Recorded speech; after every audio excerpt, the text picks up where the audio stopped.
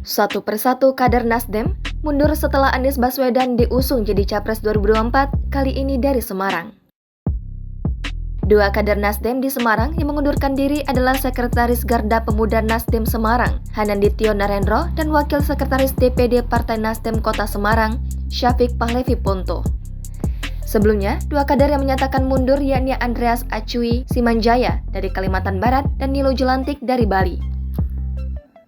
Sejumlah anggota Partai Nasdem Kota Semarang mengundurkan diri setelah Anies Baswedan dipastikan diusung sebagai calon presiden 2024 mendatang. Sekretaris Garda Pemuda Nasdem Dewan Perwakilan Daerah Kota Semarang, Hanandityo Narendro mengatakan akan segera mengajukan surat pengunduran diri. Dia menjelaskan salah satu penyebab mengundurkan diri karena tak setuju dengan keputusan partai yang mengusung nama Anies Baswedan sebagai calon presiden. Anies Baswedan, kata Hanandityo, pernah terlibat dalam politik identitas, menurutnya itu tak pantas. Selain itu, sejumlah kebijakan lain yang tidak satu visi juga turut mendorongnya untuk segera keluar dari partai yang dipimpin Surya Paloh tersebut. Wakil Sekretaris DPD Partai Nasdem Kota Semarang, Syafiq Pahlevi Ponto, juga mengaku dirinya sudah mengundurkan diri secara resmi.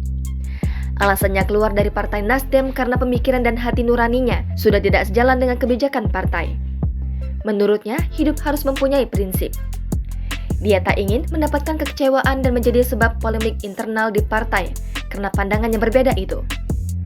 Sebelumnya, Wakil Ketua Umum Partai Nasdem Ahmad Ali mengatakan, Nasdem menghormati keputusan dua kader yang mengundurkan diri setelah Nasdem mendeklarasikan Gubernur DKI Jakarta, Anies Baswedan, sebagai calon presiden atau capres.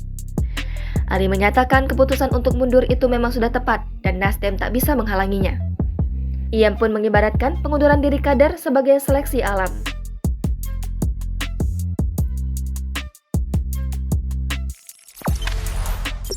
Jangan lupa subscribe, share, komen, dan like ya!